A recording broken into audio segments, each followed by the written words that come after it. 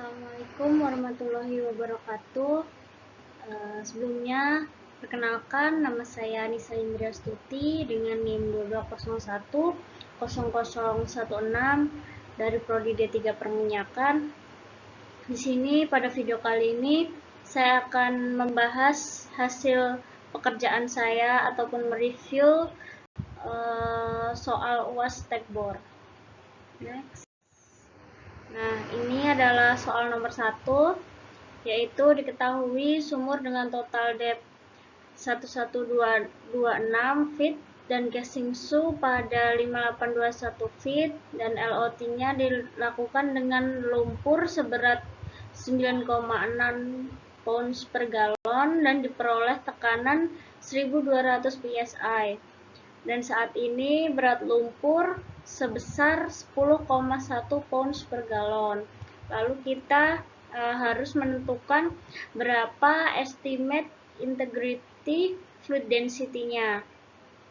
Kita next. Nah, ini hasil jawaban saya. Untuk mencari estimate integrity fluid density, yaitu kita harus menghitung test pressure, lalu dengan dibagi 0,052 itu adalah ketetapan, dan kita bagi dengan kedalaman tes kedalamannya, lalu kita tambahkan, ini kita jumlahkan dengan test fluid density-nya, lalu jawabannya yaitu 1250 dibagi 0,052 dibagi 5821 ditambah 9,6, yaitu hasilnya 4,1 ditambah 9,6 dari sini. Nah, lalu hasil totalnya yaitu 13,7 pounds per galon. Lalu kita next ke soal yang kedua. Nah, soal yang kedua ini tentang well kick. Kita harus menjelaskan apa itu influx.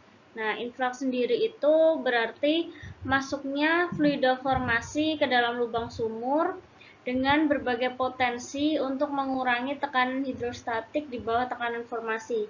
Jadi dapat diilustrasikan dengan gambar di samping, yaitu fluida formasi itu ada di sini di bawah lubang sumur di sini. Lah, ini fluida formasinya itu masuk ke dalam lubang sumur ini karena tekanan hidrostatik yang ada di bawah tekanan formasi ini. Jadi di bawah formasi ini tuh ada tekanan hidrostatik sehingga mendorong fluida formasi untuk masuk ke dalam lubang sumur. Lalu untuk poin yang B, sebab terjadinya well kick yaitu tidak seimbangnya antara tekanan hidrostatik yang diberikan lumpur pengeboran dengan tekanan formasi itu sendiri, atau sering didengar yaitu loss circulation. Jadi ilustrasinya yaitu lumpur dari mud pump ini disirkulasikan ke dalam lubang sumur. Nah, tekanan dari lumpur ini kalah dengan tekanan formasi di sini. Jadi sehingga fluida formasi itu tetap bisa terdorong ke permukaan karena adanya tekanan hidrostatik yang lebih besar dari tekanan formasi yang lebih besar dari tekanan hidrostatik lumpur. Oke, kita next. Nah, yang poin yang C yaitu jelaskan tanda-tandanya terjadi well kick. Nah, yang pertama yaitu ROP tiba-tiba naik, lalu volume lumpur di tangki naik, densitas lumpur turun ataupun berat lumpur itu turun, lalu adanya gelembung-gelembung gas pada lumpur. Nah, seperti ini contohnya. Nah, adanya gelembung-gelembung gas ini di dalam lumpur saat sirkulasi lumpur. Lalu tetap adanya aliran walaupun pompa sudah dimatikan. Jadi tetap mengalir meskipun pompa itu sudah dimatikan.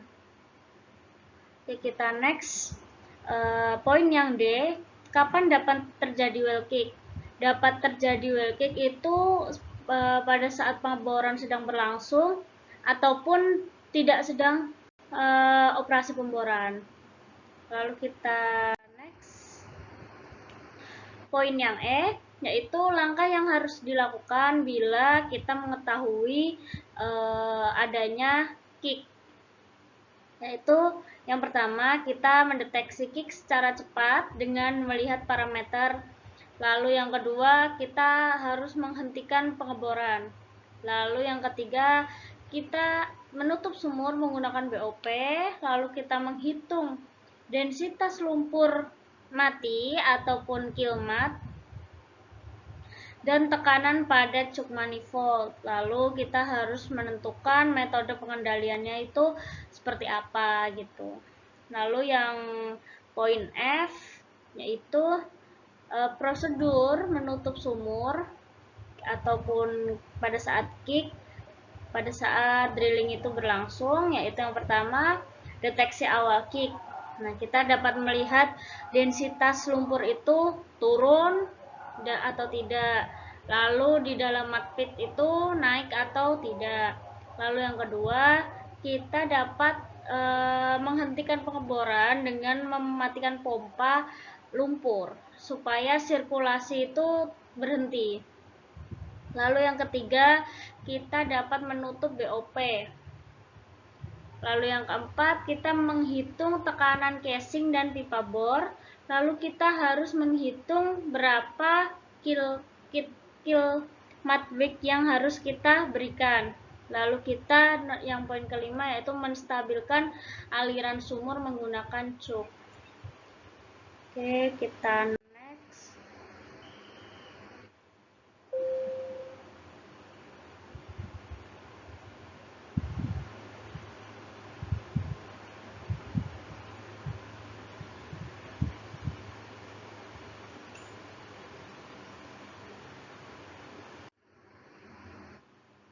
Nah, kita nih, lalu poin yang G yaitu prosedur menutup kick saat tripping out. Nah, kita yang pertama kita pasang sambungan alat di alat atas pada slip. Lalu yang kedua kita pasang dan buat katup pengaman ataupun safety valve dengan bukaan penuh pada pipa bor. Lalu yang ketiga kita tutup safety valve-nya dan annular preventernya kita tutup. Lalu yang keempat kita harus melaporkan kepada pimpinan ataupun company man yang ada di lapangan tersebut. Lalu yang kelima kita ambil dan pasang keli. Lalu yang keenam buka safety valve-nya. Lalu yang ketujuh baca dan catat tekanan pipa bor yang tertutup, tekanan casing tertutup, dan penguatan lubang. Lalu poin yang H, prosedur mematikan sumur menggunakan driller method. Yang pertama, kita melakukan sirkulasi pertama, yaitu mengeluarkan influx ke permukaan. Lalu yang kedua, kita matikan pompa untuk menjaga tekanan casing tetap stabil. Lalu yang ketiga, kita membandingkan antara SITP dan SICP. SITP itu dan SICP itu casing pressure ya. Lalu yang keempat yaitu sirkulasi kedua, yaitu kita memasukkan mat weight ataupun kill mat weight sesuai data sumur untuk mematikan sumur. Nah, seperti di ilustrasi di sini. Kita yang pertama sirkulasi pertama ini itu kita harus mengeluarkan influx dulu, kita keluarkan ke permukaan. Nah, lalu kita stabilkan dulu, matikan pompa ya kan pada saat kondisi ini. Lalu kita masuk ke sirkulasi kedua. Nah, ini kita memasukkan kill mat weight atau cairan pembunuh lumpur pembunuh. Nah, ini lalu disirkulasikan. Oke, next. Poin yang I, prosedur mematikan lumpur menggunakan metode weight and weight method, yaitu yang pertama, hitung kill mass-nya. Lalu yang kedua, hitung tekanan sirkulasi awal itu berapa. Lalu yang ketiga, kita menghitung kapasitas drilling. Yang keempat, cuknya tuh pastikan dalam kondisi terbuka. Lalu pompa memutus sirkulasi dan kemudian dinaikkan perlahan hingga kill rate sembari menjaga tekanan casing dengan pembacaan SICP. Lalu yang kelima, saat lumpur pembunuh ataupun kill mat mengalir ke dalam pipa, tekanan pipa bor dibiarkan turun secara bertahap dari tekanan sirkulasi awal ke tekanan sirkulasi akhir dengan pengaturan cuk. Jadi kita dapat mengoperasikan itu dengan cuk. Lalu yang keenam, pada metode weight and weight kill, setelah lumpur pembunuh mencapai mata bor ataupun tadi yang ini kill mat-nya tadi disirkulasikan, dimasukkan ke dalam lubang bor, lalu sudah mencapai ke ilustrasinya ini tuh adalah mata bor. Nah, tekanan pipa dipertahankan pada tekanan sirkulasi yang terakhir tadi hingga lumpur pembunuh kembali ke permukaan lagi. Jadi disirkulasikan lagi dari permukaan, dimasukkan ke dalam lubang sumur, lalu setelah sampai di mata bor ataupun bit, lalu kan melalui anulus lagi untuk naik ke permukaan. Oke, kita next slide. Oke, kita ke poin J. Kita harus menjelaskan prosedur kill the well, yaitu yang pertama, amati tekanan tubing dan anulus. Pastikan semua pressure gauge atau pada X-master itu dalam keadaan baik atau stabil. Lalu pompakan killing fluid ke dalam sumur. Yang ketiga, catat pumping pressure rate, volume. Lalu yang keempat, amati sumur selama 15 menit sebelum melakukan operasi selanjutnya. Apabila sumur belum mati, catat SITP dan ataupun SICP-nya. Lalu bleed off atau lepaskan gas jika ada yang terperangkap di dalamnya. Lalu yang kelima, kalkulasikan kill mat weight sesuai SITP ataupun SICP-nya. Ulangi kill well sesuai yang dibutuhkan dengan menggunakan mat lumpur yang baru. Nah, seperti ini ya ilustrasinya. Oke, kita next. Nah, ini kita masuk ke soal nomor 3. Nah, ini jawabannya. Kapan kita harus melakukan slow pump rate test? Yaitu ada 3 kriteria. Yang pertama, setelah ada perubahan sifat lumpur. Lalu yang kedua, setelah ada perubahan pahat atau bottom hole assembly atau bisa disingkat BHA. Lalu yang ketiga, setiap awal shift atau tour. Lalu yang poin B, kapan SRCP perlu dipakai? Yang pertama, mematikan well kick dengan drill method pada saat sirkulasi pertama. Lalu yang kedua, mematikan well kick dengan weight and weight method.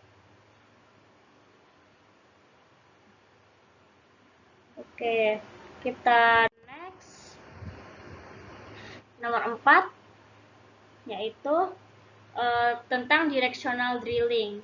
Nah, poin yang pertama yaitu alasan dilakukannya pemboran berarah, yaitu yang pertama yaitu alasan topografis. Alasan topografis itu seperti formasi produktifnya itu terletak di bawah sungai ataupun formasi produktif terletak di bawah bangunan ataupun perkotaan.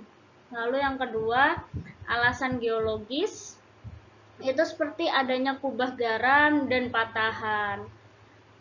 Lalu kita ini merupakan contoh ilustrasi dari directional drilling seperti ini. Jadi kita melakukan pengeboran pada satu titik, lalu di dalam ini kita bercabang seperti itu. Oke, next. Nah, ini kita menyebutkan tipe-tipe pemboran berarah. Nah, ini ada seperti gambar yang di sini, yaitu ada buoy and hole type. Jadi ini tuh melakukan pengeboran, lalu jadi serong. Ini targetnya tuh ada di sini, gitu.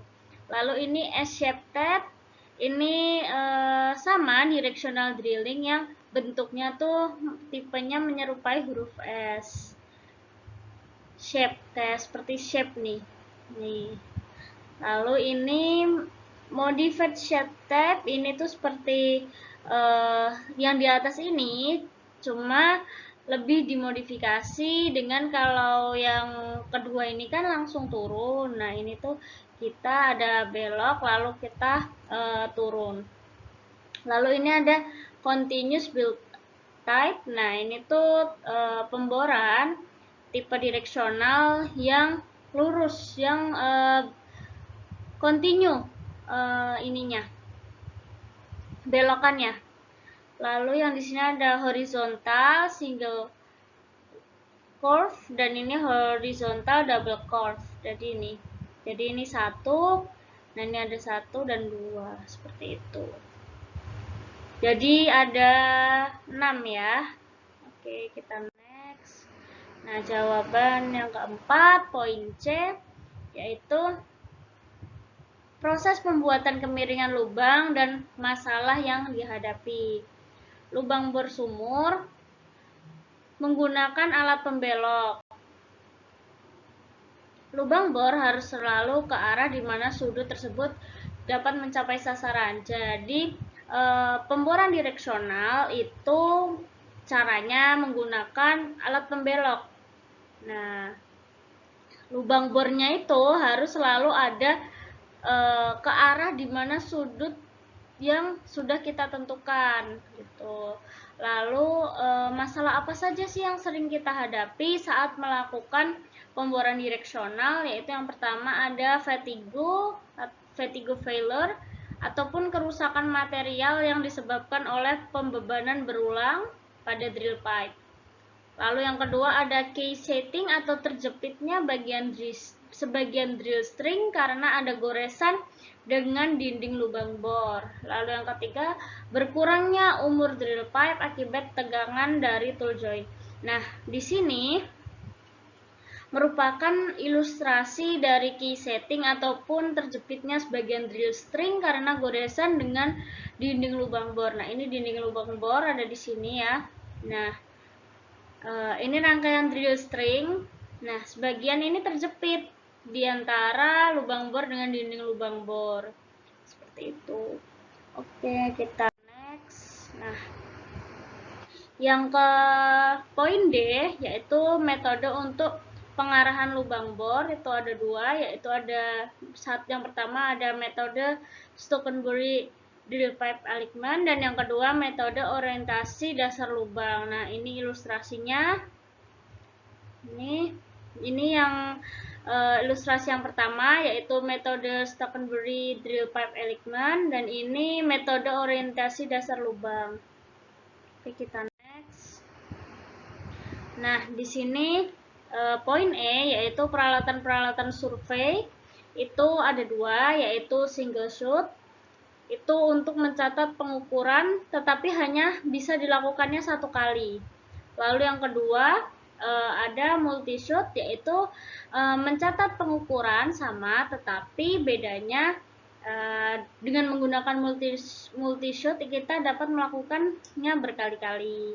Seperti ini ilustrasi gambarnya. Oke, next. Nah, kita masuk ke poin F yaitu faktor yang mempengaruhi kemiringan dan arah lubang bor, yaitu yang pertama merupakan yaitu faktor formasi, yang kedua faktor mekanis. Seperti contohnya drill collar akan mudah melengkung, perubahan berlebihan pada bit sehingga drill collar itu melengkung. Ataupun yang ketiga, perubahan bottom hole assembly atau BHA. Oke, kita next. Oke, poin G. Cara pengontrolan terhadap penyimpangan sudut pemboran.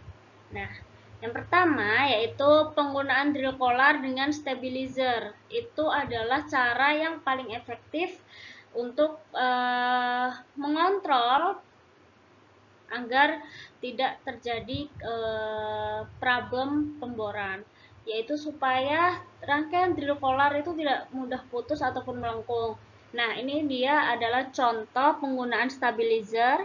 Nah, jadi ini digunakan stabilizer kan, ini dan sini nih. Nah, supaya kuat gitu rangkaian drill collar dan drill string untuk menahan beban dari mata bor, supaya, dan ini ada contoh sehingga putus ataupun melengkung, jadinya tidak lurus seperti gambar di sini. Karena gambar di sini kenapa lurus? Karena ada stabilizernya. Karena gambar di sini kan melengkung ini rangkaiannya karena tidak ada dipasang stabilizer. Itu. Oke, kita next. Nah, ini poin H yaitu penggunaan bottom hole assembly. Yaitu yang pertama ada vertical hole assembly, yaitu digunakan untuk pengeboran tegak lurus dari permukaan sebelum titik belok ataupun bagian drop off section. Yang kedua ada build up assembly, yaitu beban didekatkan bit supaya drill collar dapat membelok sesuai kemiringan tertentu. Lalu yang ketiga ada drop off assembly, yaitu penambahan jarak bit ke reamer sehingga menghasilkan penurunan pada drop off section. Nah, tergantung pada WOB-nya. Lalu yang keempat ada tension assembly, yaitu mengontrol dan mempertahankan kemiringan lubang bor. Oke, kita next. Nah, kita masuk ke poin I, yaitu metode perhitungan hasil survei.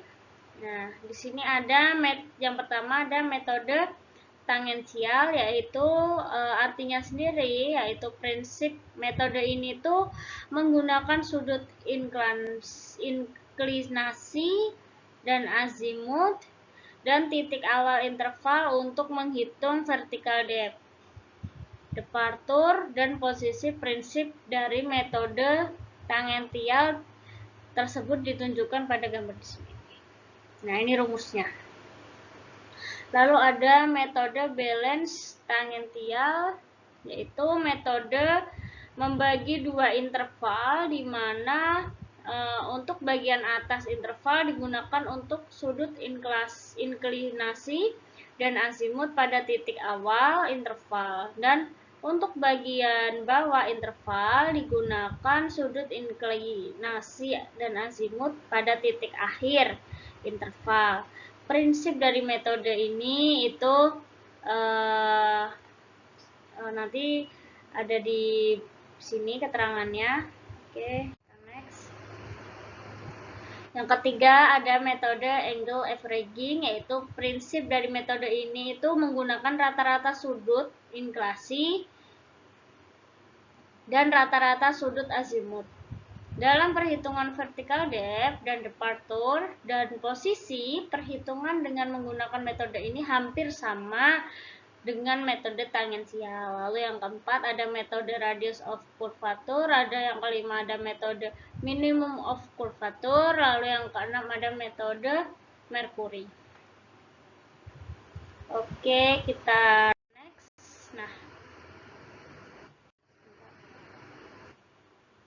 Nah, ini yang J, yaitu poin J, yaitu cara kerja equipment PDM atau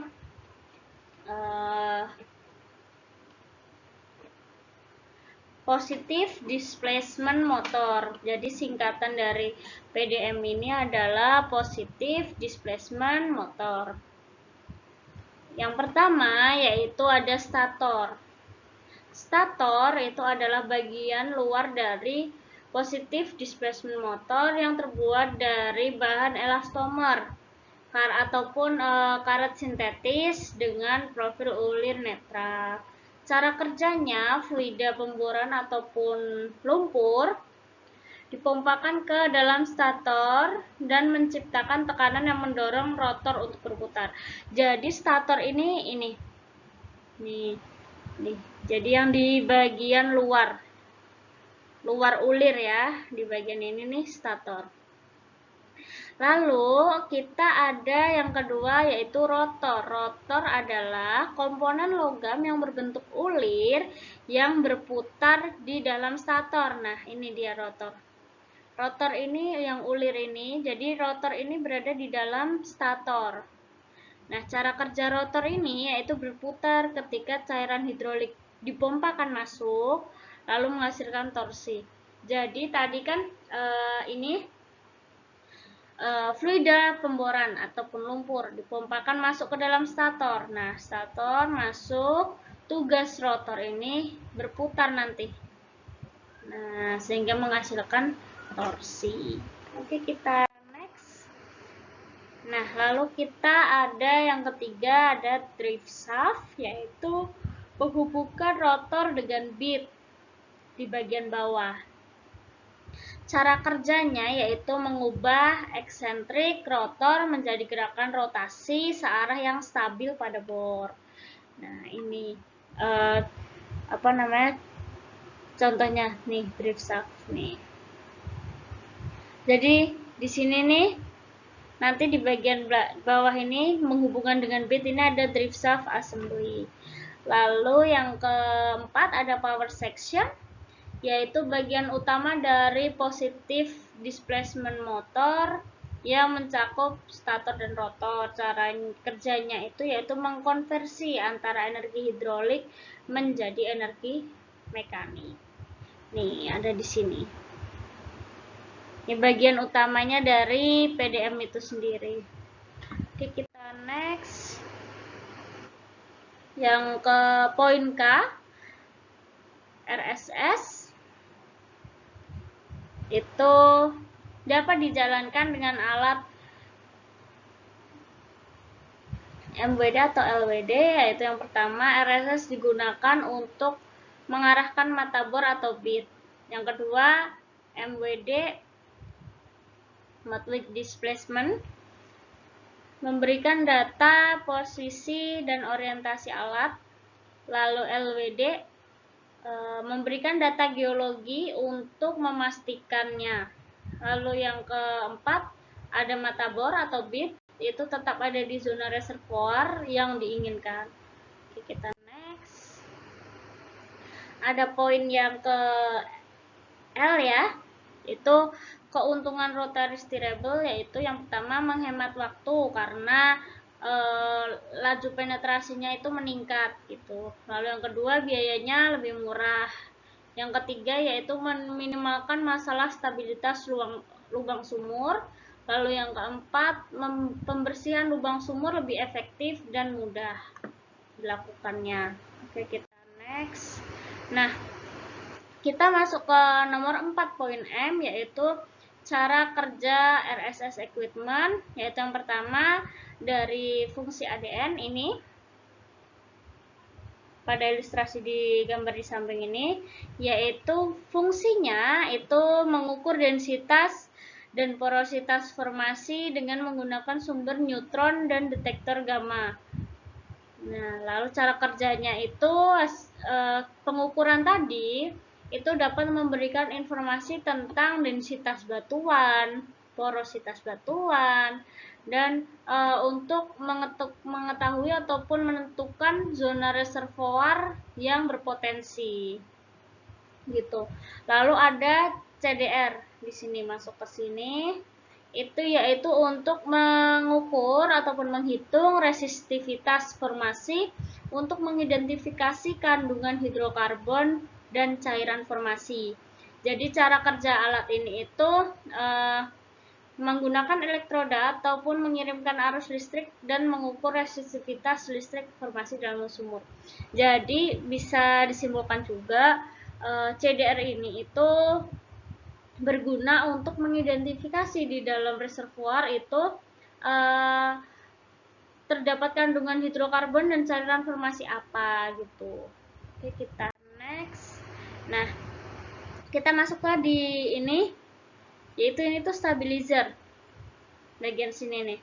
Nah, stabilizer itu berguna untuk stabilitas, menstabilkan alat pengeboran dan mengurangi getaran saat pengeboran itu berlangsung. Nah, cara kerjanya yaitu mengontrol arah bor dengan menjaga posisi drill sting agar tetap lurus dan sejajar sesuai yang kita inginkan gitu. Nah, lalu kita masuk ke ini MWD di sini. Nah, ini tuh fungsinya yaitu mengirim data real time ke permukaan terkait kondisi di bawah permukaan itu seperti apa, lalu posisi-posisi alatnya itu betul atau ada yang jadi berubah atau bagaimana. Nah, itu MWD itu seperti itu cara kerjanya.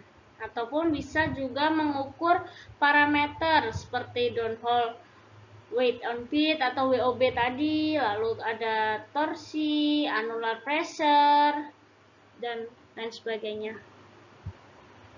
Lalu, nah ini di sini. Lalu kita next. Nah, di sini ada steerable rotary drilling tool. Nah, ini adalah tugasnya, fungsinya itu mengontrol arah pengeboran dengan memberikan kemampuan steerable ataupun dapat mengarahkan ataupun dapat diarah-arahkan tanpa menghentikan rotasi pipa bor. Cara kerjanya, sistem ini digunakan aktuator hidrolik ataupun mekanis untuk mengarahkan bit secara aktif ke arah yang diinginkan. Jadi ini tuh tugasnya menyetir menyetir mata bor supaya ke posisi yang kita inginkan. Oke, kita next. Nah, kita udah masuk ke nomor 5, yaitu yang pertama poin A, faktor yang harus dipertimbangkan dalam perencanaan penyelesaian sumur, yaitu yang pertama kekompakan batuan. Lalu yang kedua, kita juga harus memperhatikan jumlah lapisan produktifnya. Lalu juga kita yang ketiga harus menghitung PI atau Productivity Index-nya. Lalu yang keempat, kita juga harus mengetahui sifat-sifat fluida formasi yang ada di dalamnya. Yang kelima, kita juga harus memikirkan ataupun merencanakan kita akan melakukan atau menggunakan artificial lift jenis apa. Seperti itu. Kita next. Nah, kita masuk ke poin B, yaitu tipe penyelesaian sumur. Itu ada ada 3 tipenya. Yang pertama itu ada open hole completion, yaitu casing dipasang di atas zona produksi dan terbuka sepanjang zona produksi. Nah, ini casing dipasang, casing ini surface, di surface juga dipasang casing ya. Nah, di dalam production, di dalam lubang produksi juga kita casing. Lalu di bawah, bagian bawah ini udah open hole, kita buka, ini terbuka. Nah, kelebihan dari open hole itu sendiri yaitu tidak memerlukan biaya perforasi dan mempermudah kita jika akan memperdalam sumur lagi. Nah, dan juga yang ketiga, memperkecil kemungkinan kerusakan formasi. Lalu yang kekurangannya yaitu memerlukan operasi sand clean up atau membersihkan karena adanya pasir ya, yang harus rutin. Dan yang kedua, susah untuk menentukan zona yang akan kita stimulasikan nanti. Oke, next. Nah, kita masuk ke 2, yaitu case hole completion, yaitu production casing yang dipasang dan disemer pada zona produktif lalu diperfo. Nah, seperti ini ilustrasinya. Tadi kalau open hole dibuka, dibiarkan terbuka kan. Kalau case hole kita full, kita casing. Nah, kelebihannya ya cocok untuk menanggulangi kepasiran tadi. Lalu yang kedua, penentuan kedalaman subsurface equipment nantinya tuh lebih teliti. Lalu yang ketiga, dapat digunakan pemasangan multiple completion. Lalu kekurangannya biayanya tuh lebih mahal karena kita butuh casing, butuh perforasi, butuh penyemenan, dan formasi itu juga dapat rusak karena penyemenan. Kita next. Nah, kita masuk yang ketiga, yaitu liner completion, atau pengertiannya yaitu casing diset sampai atas zona produksi kemudian digabungkan dengan kombinasi liner. Nah, ini adalah ilustrasi dari liner completion. Ini linernya. Nih, garis titik-titik ini, putus-putus ini. Nah, ini casingnya nanti. Nah, kelebihannya kita dapat mengurangi biaya casing. Lalu yang kekurangannya, terdapat resiko kebocoran pada gantungan liner. Nah, di sini. Jadi dapat resiko bocor di sini. Nah, seperti itu. Oke, kita next. Nah, kita masuk ke poin C. Nomor 5 poin C, yaitu kompresi sumur itu dibedakan menjadi 2, yaitu yang pertama ada single completion, yaitu metode single completion hanya menggunakan satu production string pada sumur yang hanya memiliki satu lapisan zona produksi. Nah, ini ilustrasinya single completion, jadi cuma satu ya. Lalu yang kedua ada multiple completion, yaitu metode ini digunakan apabila zona produktif yang ingin diproduksi secara bersamaan melalui tubing yang berbeda. Kompresi ini memerlukan biaya beberapa packer. Nah, ini bedanya. Kalau single itu cuma satu. Lalu kalau multiple itu ada beberapa. Ini 1, 2, ya kan? Dan ini adalah packer. Nah, kita butuh beberapa packer ketika melakukan multiple completion. Oke, kita next. Nah, kita masuk ke nomor 5 poin D. Faktor perencanaan gravel pack. Apa saja yang harus kita persiapkan dan ataupun kita ketahui, yaitu yang pertama, kita harus mengetahui kondisi reservoir di dalamnya itu seperti apa. Lalu yang kedua, kita juga harus mengetahui ukuran butir formasi. Lalu yang ketiga, kita harus mengetahui permeabilitas formasi. Lalu yang keempat, kita harus menentukan jenis gravel bag yang akan kita gunakan. Seperti kita harus menentukan ukuran dan lain sebagainya. Lalu juga kita harus menentukan metode pemasangan gravel pack-nya itu akan seperti apa gitu. Nah, seperti ini ya ilustrasi gravel pack ini. Kecil-kecil ini. Nah, pasir kecil-kecil gini ya, seperti pasir. Oke, kita next. Nah, kita sudah masuk ke nomor 6 ataupun soal yang terakhir. 6 poin A, yaitu kita harus mendefinisikan dan berikan alasan underbalance drilling. Underbalance drilling yaitu metode pengeboran di mana tekanan hidrostatik kolom fluida di dalam lubang bor sengaja dibuat dan dijaga lebih rendah daripada tekanan formasi batuan yang akan dibor. Alasannya itu untuk meningkatkan produksi dan mencegah loss circulation. Nah, ini merupakan contoh ilustrasi underbalance drilling ya. Jadi, tekanan hidrostatik itu sengaja dibuat dan dijaga itu lebih rendah daripada formasi batuan lubang bor. Jadi, fluida hidrostatik ataupun lumpur sengaja dibuat lebih rendah daripada tekanan formasinya gitu. Oke, kita next. Penyebab kerusakan formasi. Yang pertama yaitu turunnya permeabilitas. Yang kedua, penyumbatan partikel lubang pori.